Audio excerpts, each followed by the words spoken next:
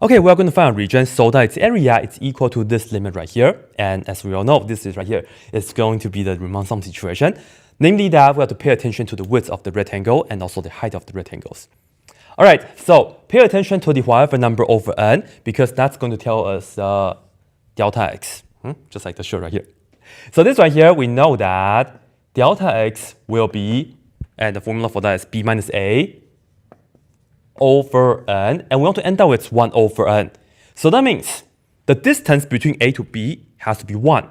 So it can be from 0 to 1, it can be from 2 to 3, it can be from 5 to 6, or 17 to 18, etc. We don't know yet. Because we have to pay attention to the function part. This right here is the height of the rectangle, namely our function part. And I'll write it as f of xi, and we'll enter many different x values into this function. You have two ways to do it, and I will say two common ways. The first way is, look at this as your input, namely x, right? So you can say your function is the following.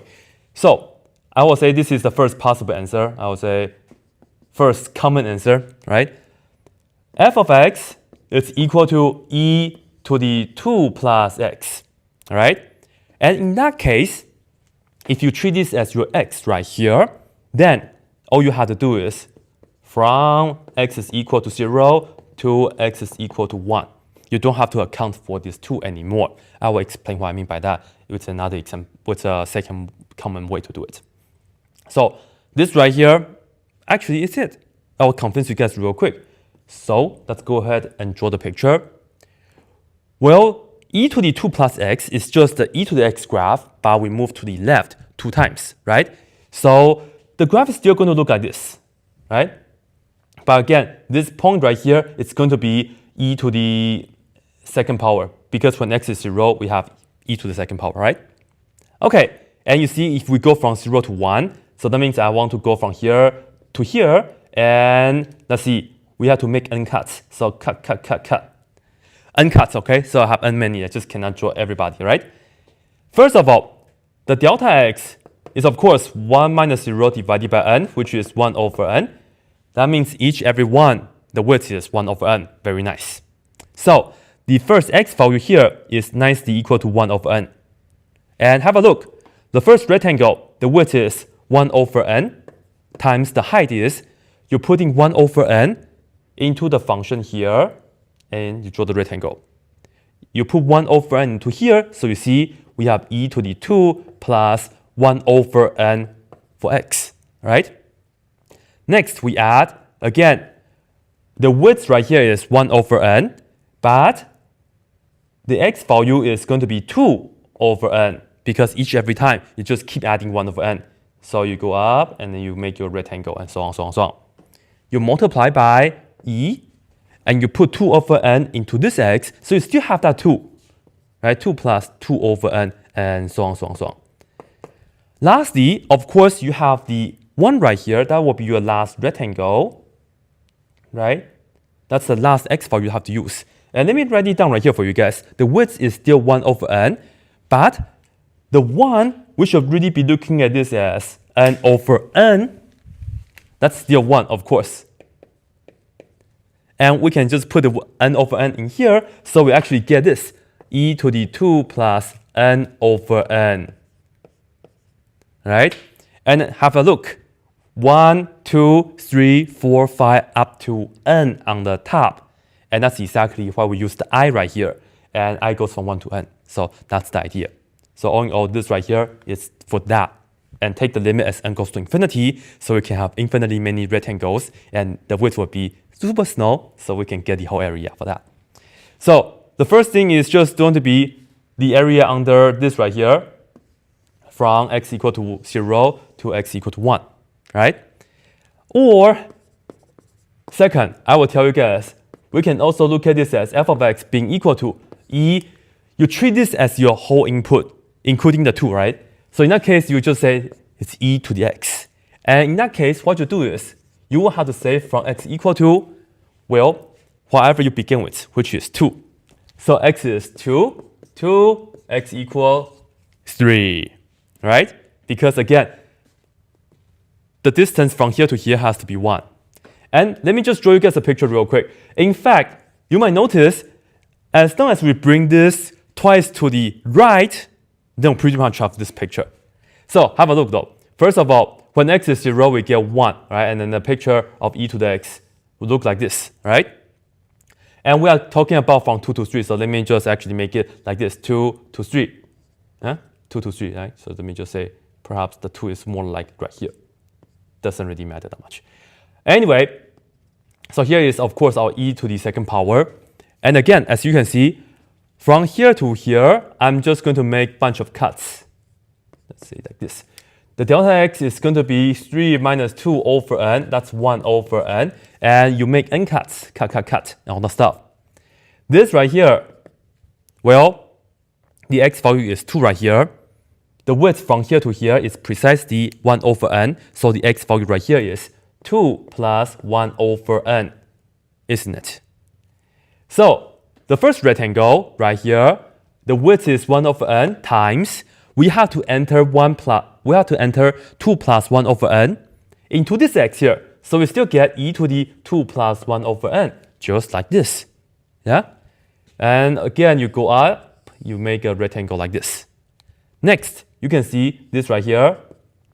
You start with 2, right? And then you have 1 over n, another 1 over n, so that's 2 over n. So that's 2 plus 2 over n.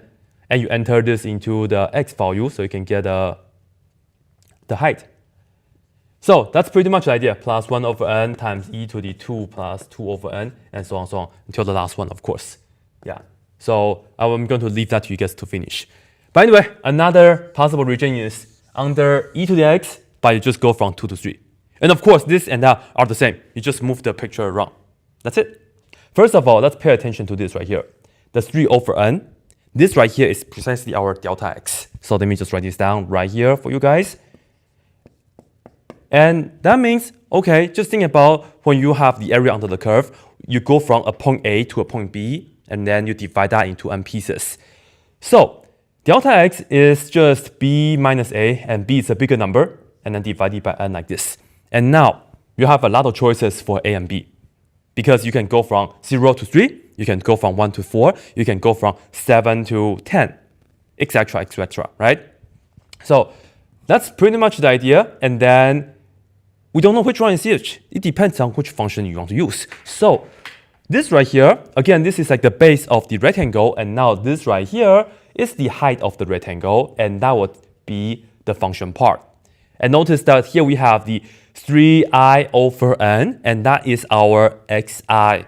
And notice that on my shirt right here, I have the xi with a star. Don't worry about the star. That star is for like a technical definition for that. Well, for this right here, as long as you have equal widths, you don't need a star, right? So this right here is precisely our f of xi, like this. Anyway, let's see what we can do. First of all, let's talk about what the function is. Of course, we have the square root, right? So this right here is how you can do it. If you say your function is equal to this, and I will use f of x for our function. Look at this, we have square root of 1 plus, this right here might be our input. So if you would like, you can do square root of 1 plus x right here, and that's totally okay. And now, let me show you guys that the graph of this, you just move the regular square root graph to left one time, so you get something like this, right? And then we want to go from, here is the punchline. If this is our function, then we will go from 0 to 3. And why is that? Well, if you have 1 plus x already, as you can see, this right here, it's going to be matched with that, right? And we know that based on this, the delta x is just going to be 3 minus 0 over n, namely 3 over n. And this is telling us that we have to cut this part into n pieces. So let's do like this, right? We have n pieces, and each little thing is going to be 3 over n, and the next one is going to be 6 over n, and then 9 over n, and so on. Because each width is 3 over n. So that's why it's 3, 6, 9, so on. And you see that's why we have the 3i on the top over n, right? Anyway, as you can see, here is the base. It's just 3 over n. And the height is you go from 3 over n, that's the x value, you go up and you draw your rectangle. So the first rectangle is precisely 3 over n times f of 3 over n. And as you can see, if we put 3 over n into this x, that's exactly the 1 plus 3i over n part, right? Because next one, you go from 6 over n, you go up, hit the curve, and you make the rectangle like this. The next one is going to be 3 over n times f of 6 over n, and so on, so on, so on. That's the idea. And in fact, this is how we can put it in the limit and also the summation form. Because the idea is that you should have infinitely many rectangles, and the width is as small as possible, so that you actually can get the whole area from 0 to 3. So here is the first answer, if you would like. First possible answer. This limit represents the area, I'll just write it down for you guys, the area under the curve.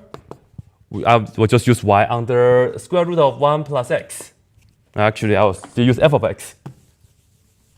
That area under f of x is square root of 1 plus x from x equals 0 to x equals 3. So this right here is the first possible answer. Well, do we have another one? Yes, we can. So this is another possible answer that you can possibly come up with. Suppose you want to look at f of x being equal to square root of x, like this, right? This right here. I won't recommend you guys to do it, but it's possible. If you look at square root of x, then you are looking at this picture right here. This is the square root of x graph. In this case, though, we are actually not going from 0 to 3 anymore, because notice the input is 1 plus this part, and this is the variable part, right? So all we have to do is take 1 into consideration. You put the 1 down first. So you have to go from 1, and you go up to, well, you add 3 to that, which is 4, like this.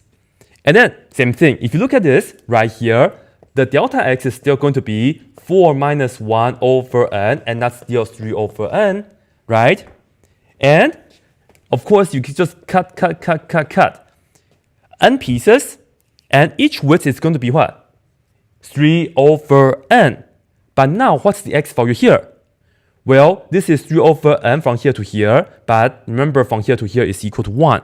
So this one right here, this is 1 plus 3 over n. You see, we have to have the 1. So you can put this right here into your f of x. And again, you go up, and then you draw the picture like this. And then the next one is precisely 1 plus 6 over n. Because you just add 3 over n again, and you go up like this. And so on, so on, so on, of course. Right? I just didn't finish all the rectangles. So in this case, as you can see, the first rectangle is, again, the width is 3 over n times. The second rectangle is going to be f of 1 plus 3 over n. And if you put this right here, we end up with that expression as well. And similarly, you can just do plus 3 over n times f of 1 plus 6 over n for the second rectangle right here, and it's pretty much the same idea. So another possible answer is that we can say it's the area under the curve y is equal to f of x equal to square root of x. But if you go from this, you will have to say from x is equal to 1 to x equals 4, like that. Okay? And of course, they're the same thing, because all we did is just move this to the right 1 unit, and we end up with that, right? So they're the same thing. And of course, you can just keep moving however many units that you want, and you can have however many answers that you want, right? But anyway, this right here is it. Hopefully, everything is clear, right? All right, here we go. When we have this, especially pay attention to the output right here, a number over n. This right here represents our delta x, namely the width of each rectangle. And remember, we want to find the area under the curve from A to B. And what we do is we cut that interval into n pieces first. So delta x is b minus a over n, like this. And as you can see, this is the same as saying pi over 4 and then over n. So the distance between a and b is pi over 4, right? So keep that in mind. Secondly, this right here, whenever we have the I, whatever, that's like an input. You input that into the function. So our function is tangent. That's actually going to give us the height of the rectangles. I will write this down right here for you guys as f of xi. And the reason we use xi is because we have so many x values that we are going to plug in into the function part, right? And that's pretty much it. This right here is our input, so our function is just tangent x. And we just have to go from 0 to pi over 4. And that will be it. So actually, let me just write down the answer right here for you guys. An answer right here is that we can say this is the area under the curve. F of x is just tangent x. And we just have to go from x is equal to 0 to x is equal to pi over 4. And this right here, I think, is a very clear answer. There shouldn't be any debate with this answer, right? So unlike the previous one that you seems like you have like 0 to 3 or 1 to 4, etc. It's just because you have like a different input inside. You have a number. But watch the other video, right? Anyway, let me just show you guys why this is true. Well, if you draw the picture, so here we go. Let me draw the tangent graph for you guys. For tangent x, of course, it will look something like this, right? And we have the vertical asymptote right here at pi over 2. And we are going from 0 to pi over 4.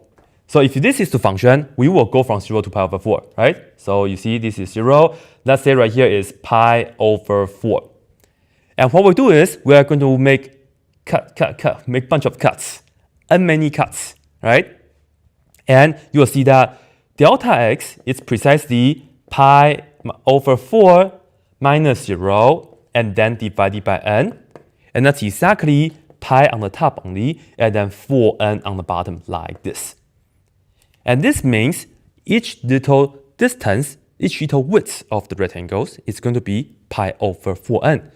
So this one right here is going to be the first pi over 4n. And the first area is going to be the following.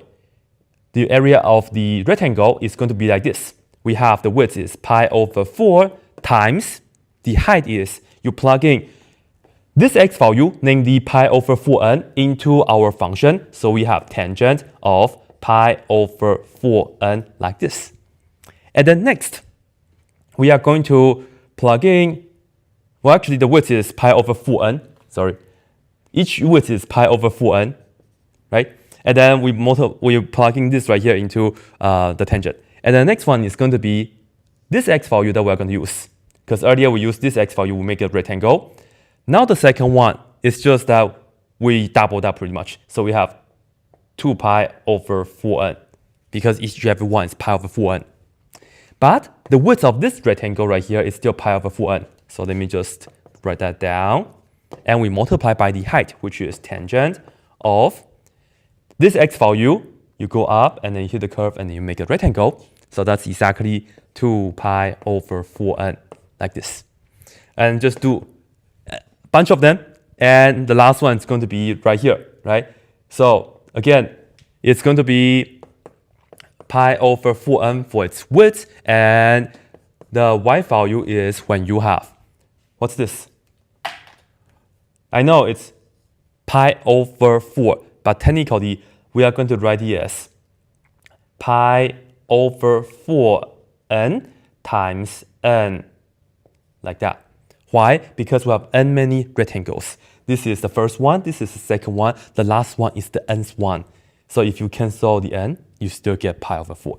And as you can see now, you can factor out the pi over 4n, and then you can see this right here, we have 1, 2, 3, 4, 5, up to n. That's why we have the I right here, because the I will go from 1 to n, and we're just adding up everybody.